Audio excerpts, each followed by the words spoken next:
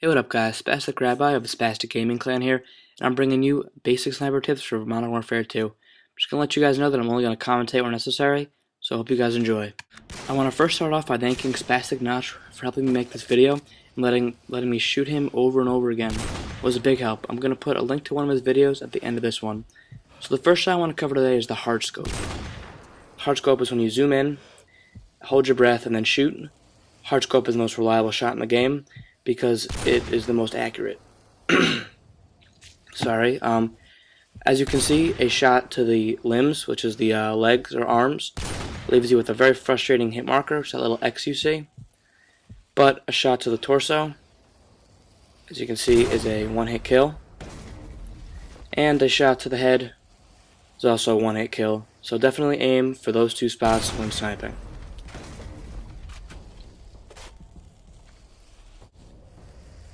The next shot I'm going to cover is called the quickscope. The quickscope is much harder than the hardscope, so definitely try this once you've gotten the hardscope down. As you can see, I zoom in, and right when I shoot, when I see the crosshairs, I shoot. There's the half scope, which is much less accurate, and it's when you shoot before you see the crosshairs. Okay, so the class you're seeing right now is a Bear 50 cal with FMJ. Perk 1 is Scavenger Pro, not Sleight of Hand Pro, which most snipers think is necessary, but it really is not. I'll get to that later. But perk 2 is Stopping Power, which I would definitely recommend when sniping, because with other perks you're going to get a lot of 2-hit kills, which are really annoying. And the third perk is Ninja, rather than Steady Aim, which is another perk that I'll cover later. But, so yeah, right now you see I'm quickscoping without Sleight of Hand. I gradually move back just to show that it can be done at any range. It's not just a close range shot. But quickscoping is definitely more difficult than hardscopes.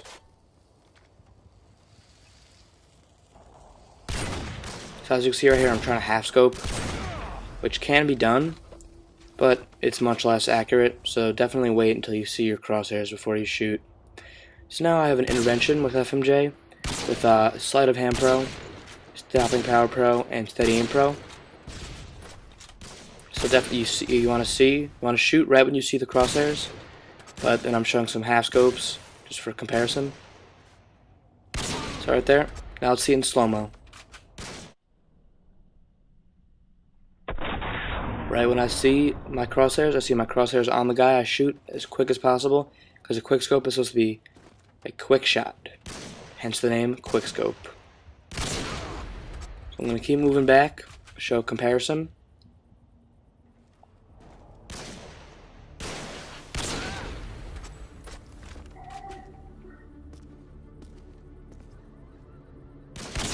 Okay, well, the tip to quickscoping is lining up your crosshairs so that your guy is right in the middle. That's why steady aim helps a little bit, because with steady aim your crosshairs are a little smaller, so it's easier to center your enemy. So here, this is a very long range shot. It does take a couple of tries, but I do get it.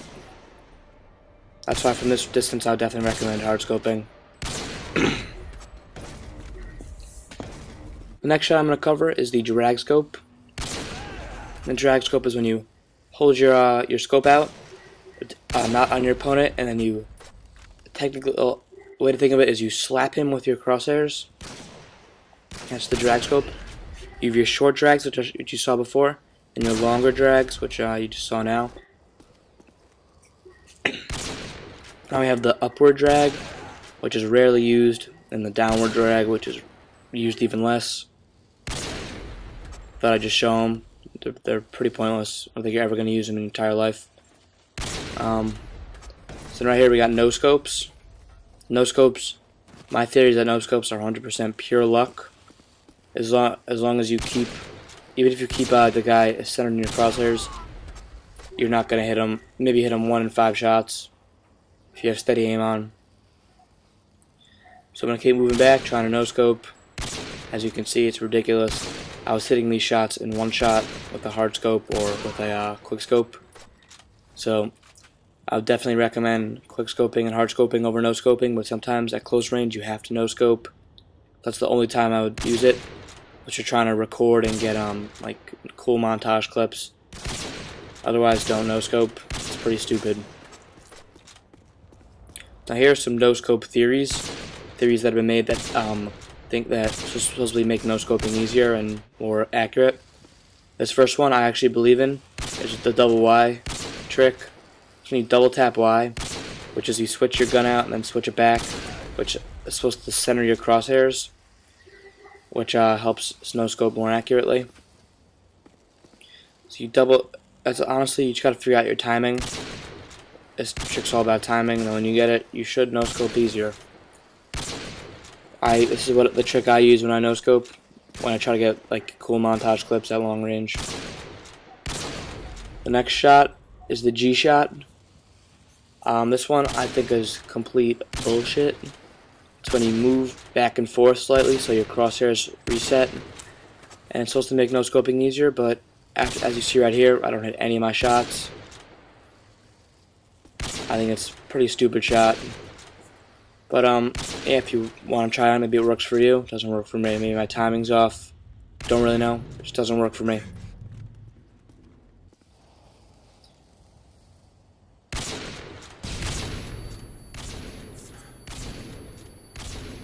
Now for comparison, I'm going to show some Bear 50 cal no scopes. The Bear 50 cal overall is a less accurate gun, and I also don't have steady aim on this class. So as you can see, I'm not very far away at all from my opponent, and it takes me like 4 or 5 shots to get him. I'm gonna try moving back a little bit. Okay, what a douchebag, he flashes me, but still can't hit the no scope.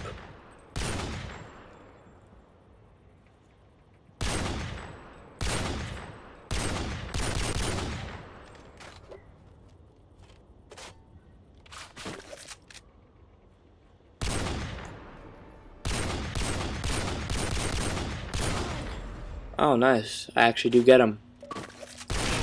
But the most fun thing about Barrett is running up to a guy and spraying the shit out of him with your entire clip. That's the only time I would no-scope with the Barrett. Next shot's the wall bang. It's when you shoot an opponent through a wall. I'd recommend using FMJ because you can ensure more one-shot kills shooting through walls. So let's say you see a guy right here and you can't shoot him, so you shoot through the wall. Try to guess where he is, and you get him. So now let's compare. One of the biggest questions for snipers is intervention or Bear 50 cal. Here I'm going to go through all the pros and cons of each gun. So the intervention, the pros are, it's more accurate, which means easier no-scopes, quick-scopes, and trick shots. It's considered less newbie. I don't really agree with that, but yeah, and it also feels lighter when you're using it, at least to me. The cons are it's less powerful, which means you can get more hit markers, and it's a bolt action, which makes it a little bit harder to use. So now let's do the Bear 50 cal.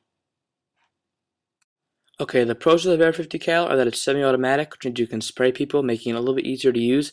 It's also more powerful, so you get less hit markers. The cons are it's less accurate, which means you're going to miss more shots. It's considered newbie, and it feels a little more heavier when you're using it.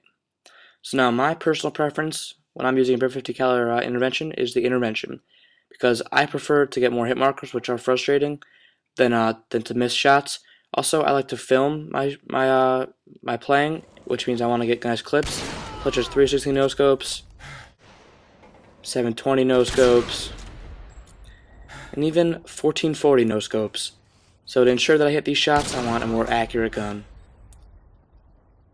Here's a class suggestion: intervention with FMJ, USP with silencer in case you get into some hairy situations behind enemy lines and you want to stay under the radar. Semtex and stun grenades are interchangeable. Sleight Band Pro for quicker quickscopes, stopping power is a necessity. Steady Aim Pro for easier no-scopes and so you can hold your breath longer.